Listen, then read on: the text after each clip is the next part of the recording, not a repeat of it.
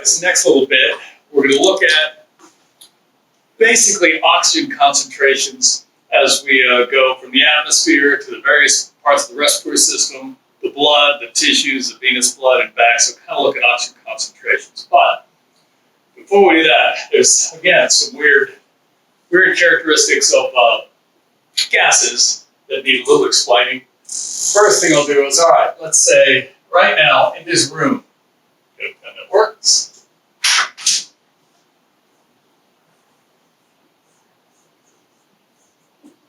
Room air. Atmospheric air is 21% oxygen, about 78% nitrogen,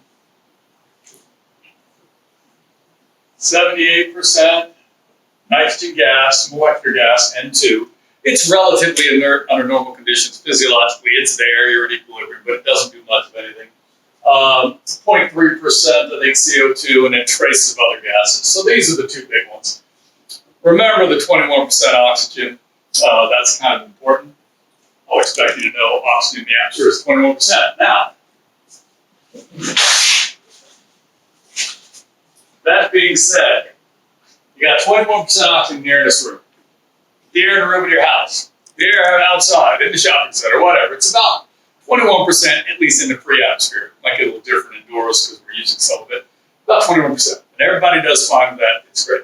Well, let's say, because we've been bored and cooped up so long, someone wins the lottery, and we take a class field trip, and we go to the top of Mount Everest. Now, if we went from here, which is close to sea level, the top of Mount Everest, and we get out of the helicopter or whatever on the summit, we would all die. We'd suffocate. There's not enough oxygen there. But here's my question. If there's 21% oxygen here in this room, what's the percent of oxygen at the top of Mount Everest? Well, it's kind of weird, at least to me anyway. The air at the top of Mount Everest is also 21% oxygen. And how come we all die? Well, the reason for that, again, is these gases and the volume changes. This volume percent that we're using for oxygen concentration, it's not that useful. We're used to doing like sodium chloride. If I give you a jar with 1 liter of 5% sodium chloride, and I give you another jar that's 1 liter, that's 10% sodium chloride, you could easily tell me, well, there's more sodium chloride in this one than this one. You're right, not twice as much, right?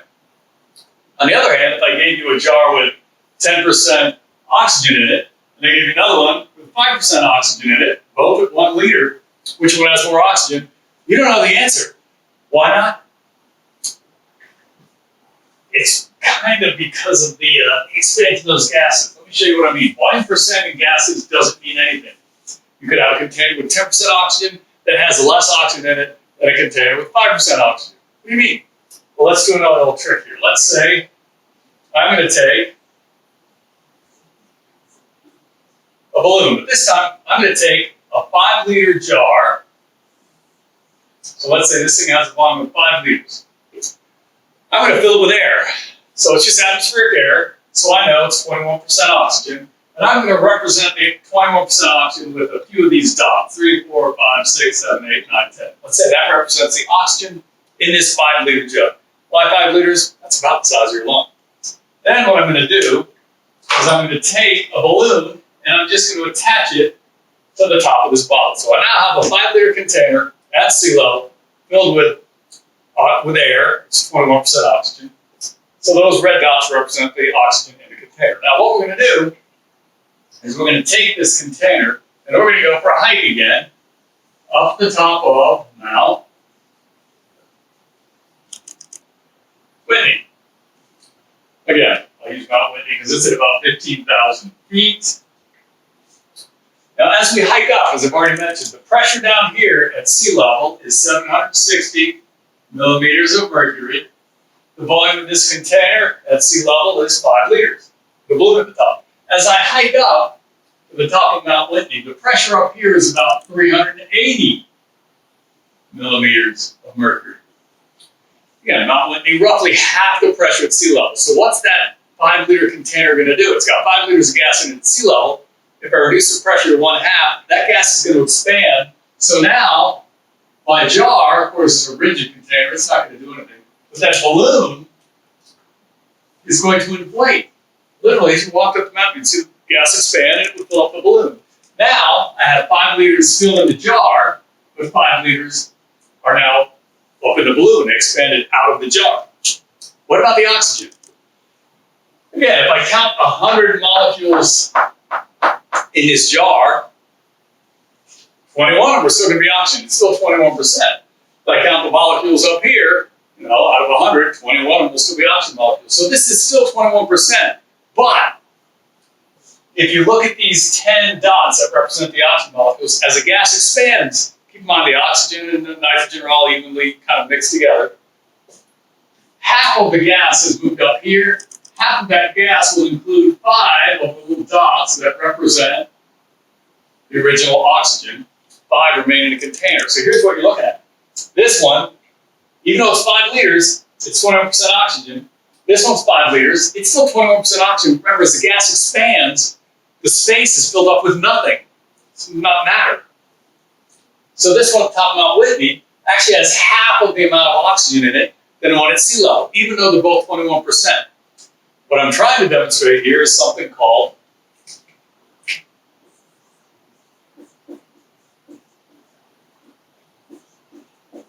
textbook will call it Dalton's law of partial pressure.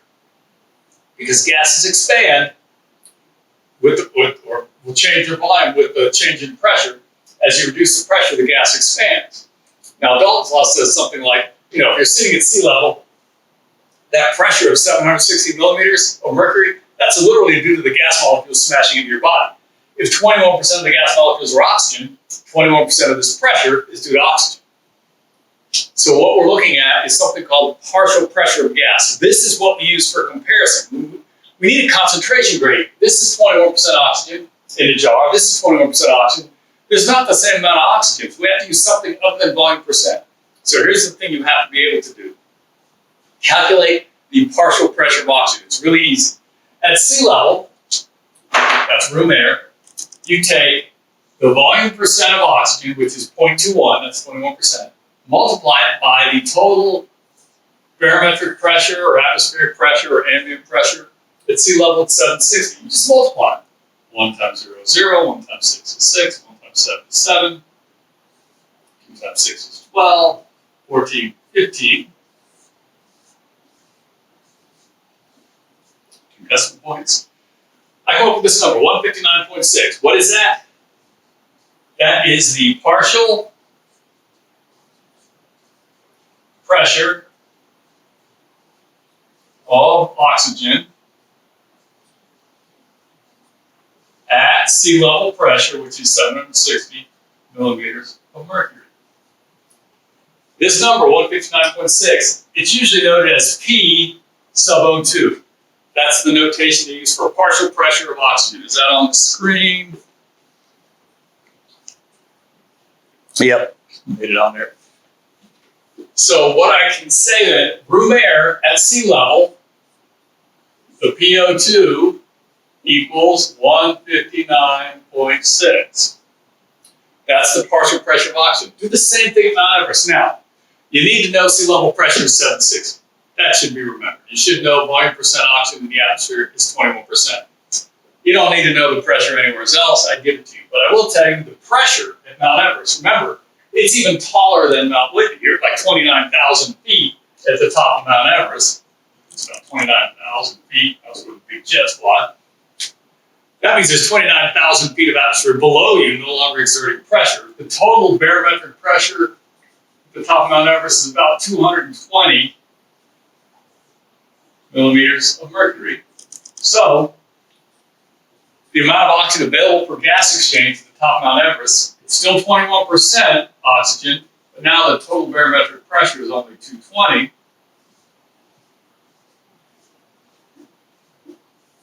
Add those up, 0, 2, 6, 4.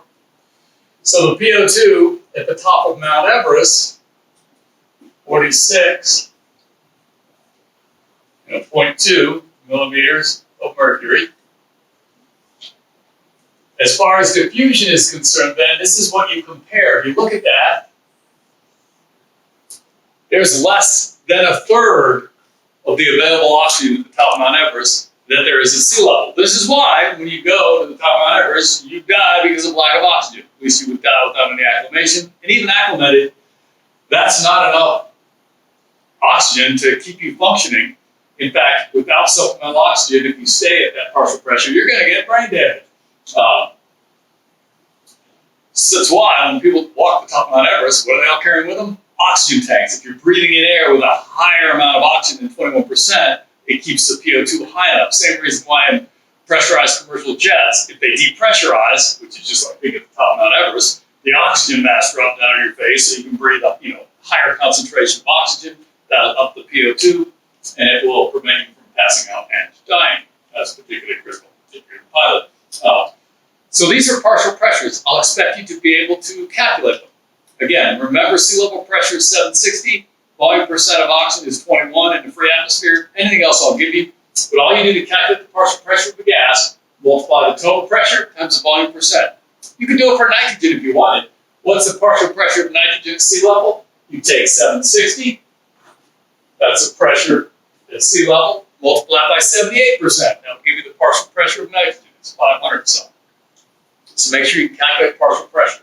Now I did that because what we'll look at next is a bunch of oxygen concentrations in various areas, but all of the units for oxygen will be in partial pressure because that volume percent. Let me stick up this diagram off your PowerPoint. If you need to refer to it.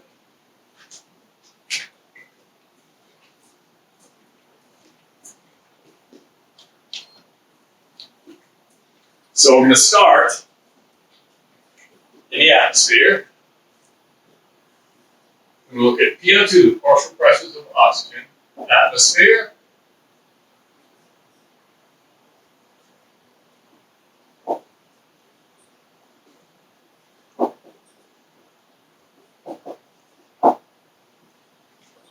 right, let it darken up a little bit. This box here is representing the atmospheric air. I'll write the numbers over on the board as well. We're just going to look at oxygen first. We'll look at the partial pressure for carbon dioxide last. So PO2 in atmospheric air at sea level. PO2 is 159. All the units are millimeters of mercury. So what we just calculated, basically. Partial pressure of oxygen in the air in this room is about 159 millimeters of mercury. Well, all we're going to do, we're going to inhale that air into the lungs. Then take a sample of the gas in the alveoli. This diagram gives you a PO2 in the alveoli of 104 millimeters of mercury. Still pretty high, but what's kind of interesting, if you look at that, you've lost a third of the oxygen just by inhaling it. That's really inefficient. It turns out, mammalian respiratory systems, human respiratory systems are terribly inefficient. They're not very well designed, but they don't work that well. But it's all right because there is so much oxygen in atmospheric air. As we'll see later, you don't even breathe to control oxygen levels. There's a ton of it in the atmosphere. So you don't have to have a real good system. Mammalian systems are kind of cruddy. Now, why does it drop that much? Partly, it's the way our respiratory system works. We have what's called tidal breathing. We have the same tube that we bring in new air, and we also get rid of old air out the same tube. So that you sort of dead end sat with air going in and out the same hole is really inefficient. What happens when you breathe in, you may only be breathing in half a liter of air. There might be 5 liters sitting in your lungs. That's old, stale air. It's already lost its oxygen by diffusion. So part of this drop is simply inefficiencies. You're mixing that fresh air from the atmosphere with a pH of 159. You're mixing with a bunch of stale air in your lungs that's already lost some of its oxygen. So that's what causes a lot of the drop in PO2. Some other factors, water vapor. There's not much water vapor in atmospheric air, but your lungs, remember, are saturated with water vapor. Water vapor is a gas. It exerts some partial pressure. I think it's 42 millimeters of mercury, and that's constant at body temperature. The air is saturated. So basically, you're diluting the oxygen by adding that water vapor. It takes up some of the space in your lungs. Can't be taken up by oxygen anymore. That accounts for part of that drop. Now, as the oxygen diffuses from the alveoli into the blood, as I mentioned, diffusion is very efficient. Basically, the blood leaving the lungs reaches equilibrium with the air in the alveoli. But you will note a bit of a drop. In systemic arterial blood, the PO2 drops a little bit.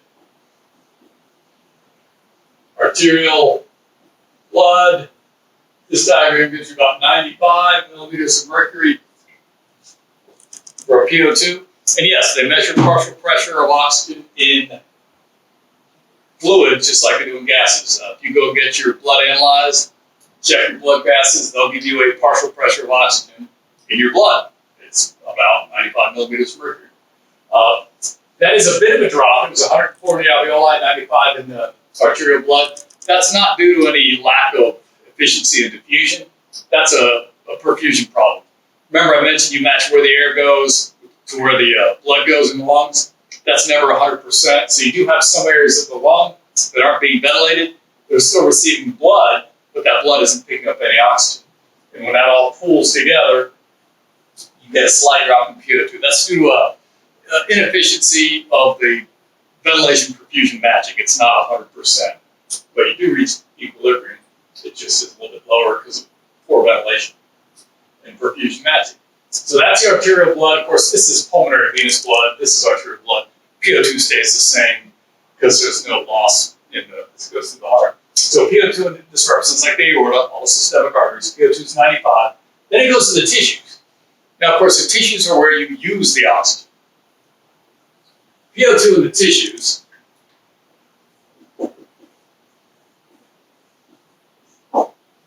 it averages about 40 millimeters of mercury.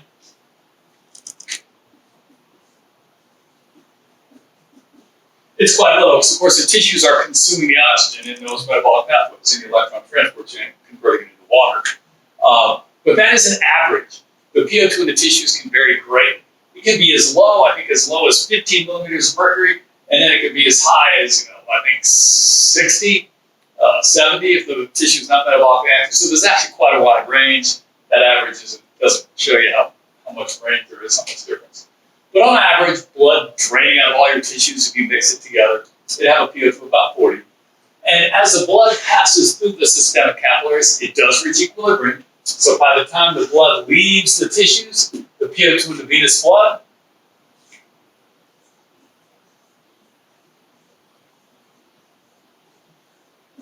is also about 40 millimeters of mercury.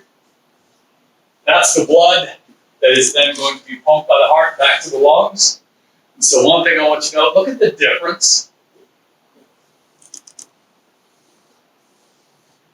That partial pressure difference between the blood entering the pulmonary capillaries and the air in the alveoli, that partial pressure difference, that is the concentration gradient that's forcing oxygen to move from the alveoli into the blood. And if you look at the difference, 104 minus 40, what is that, 66?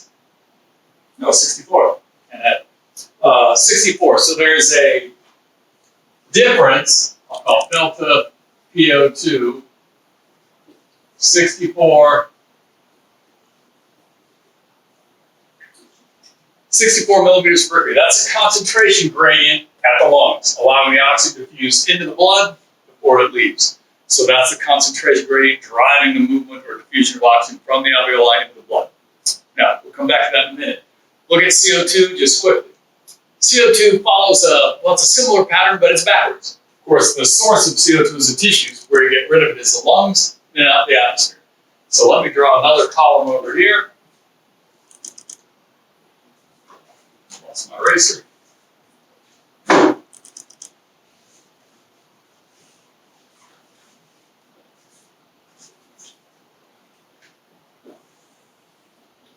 I'll use the same locations. We'll just look at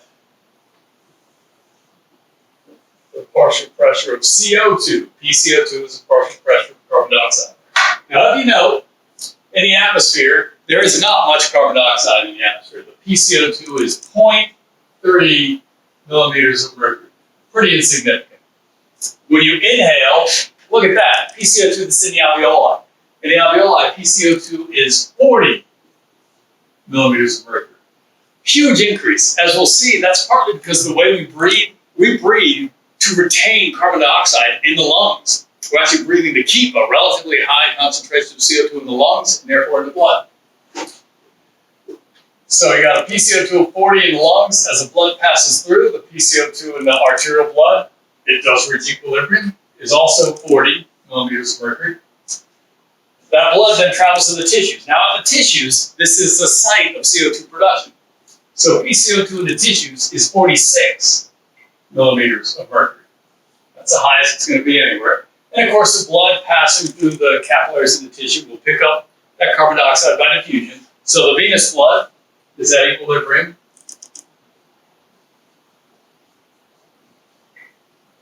With the tissues. That venous blood with a PCO2 of 46 millimeters of mercury, that's what goes back to the lungs.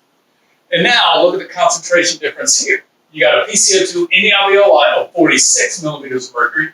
You got a PCO2 in the alveoli of 40, in the venous blood in the alveoli, the PCO2 is 46. In the air in the alveoli, the PCO2 is 40. So the difference in PCO2 equals, 46 millimeters of mercury. The difference in PO2, as we already calculated, was 64 millimeters of mercury. I just want to point one thing out here that's kind of weird. You got a concentration gradient of 64 millimeters of mercury pushing oxygen into the blood. You got a concentration gradient of 6 millimeters of mercury pushing CO2 out of the blood. That's a tenfold, more than a tenfold difference in concentration gradient. That is, the concentration gradient for oxygen is 10 times higher than it is for CO2. So if I just asked you, sort of off the cuff, which gas do you think you move more of in a minute? Do you think more oxygen diffuses into the blood or more CO2 moves out? Now, just looking at the concentration gradients, because everything else is the same, the membrane's the same, everything else seems the same, it would be easy to say, well, because you have such a high concentration gradient for oxygen, you must remove more oxygen than carbon dioxide. But that would be wrong.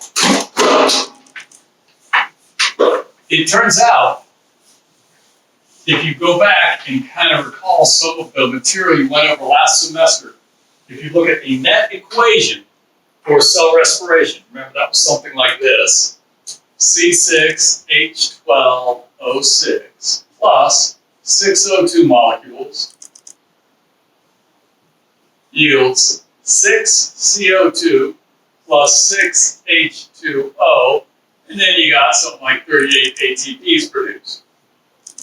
I don't want to rehash old stuff, but you went over this at some point last semester. This is a net equation for cell respiration. Well, I will tell you, the only place you use oxygen that you consume is to break down your organic molecules, like glucose. The only place you produce the carbon dioxide is in those same metabolic pathways, the matrix reactions.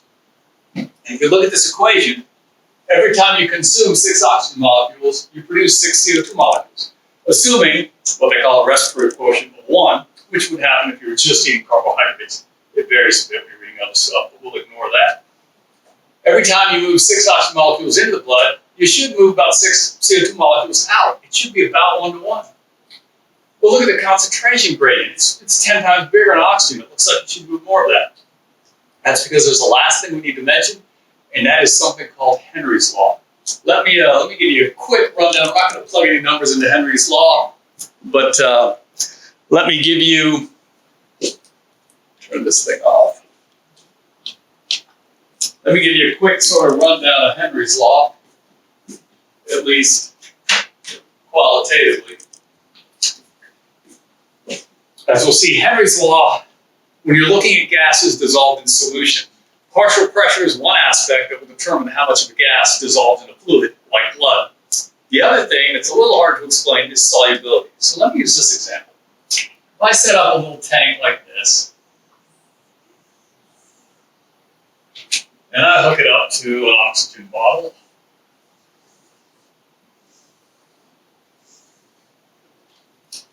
and I have have some fluid in here. So I'm going to take this box, like an aquarium or something, all sealed up, half full of water, which is basically like plasma, half full of an airspace. And I introduce oxygen at a PO2 of 100 millimeters of mercury. Initially, there's no oxygen in the water, so there is a partial pressure gradient or concentration gradient. So we know material will move from an area of high concentration, or in this case, high partial pressure, to low partial pressure. So oxygen molecules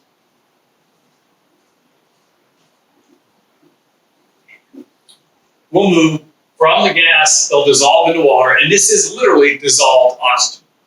So those little dots represent the oxygen molecules, and the oxygen will diffuse into the water until you reach equilibrium. That is, the partial pressure of oxygen in this gas is 100 millimeters of mercury, partial pressure of oxygen in the liquid is 100 millimeters of mercury. Make sense? But here's where things get a little weird. If you took this half of the box with the gas and counted the number of oxygen molecules and counted the number of oxygen molecules dissolved in the water, do you think they're the same? They are not. Even though the partial pressure is the same, this is 100% oxygen. This is not. Because what determines how much oxygen dissolves in this water is solubility. And it turns out oxygen has a low solubility. Now, what solubility is, a lot of things affect solubility. The material is dissolving into temperature, the ions, lots of stuff. But what it means is, eventually, once you dissolve some maximum number of oxygen molecules in here, you reach what's called a saturation point. Now, if any more oxygen molecules dissolve into the liquid, one of them will come out of the liquid and turn back into the gas phase. So that's what they mean by equilibrium. No more oxygen will diffuse into the water. It's reached the same partial pressure as the gas. Now, let me switch to the other respiratory gas. Let's do exactly the same thing, but we'll do it with carbon dioxide.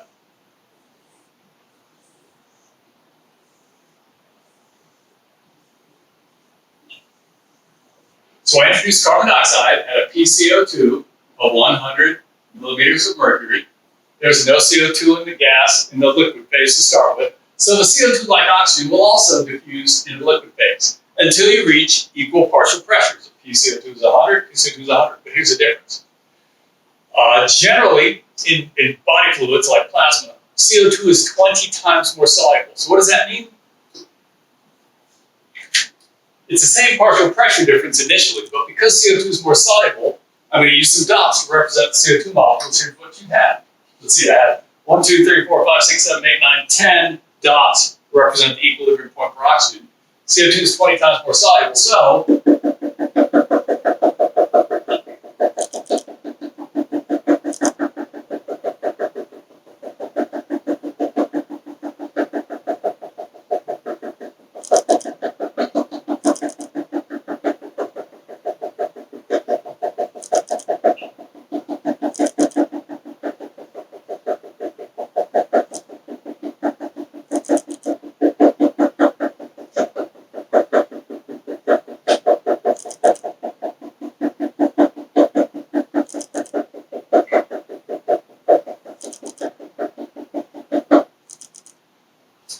that's the equilibrium point. You see, even though the partial pressure gradient is the same, because CO2 is approximately 20 times more soluble than O2, about 20 times more molecules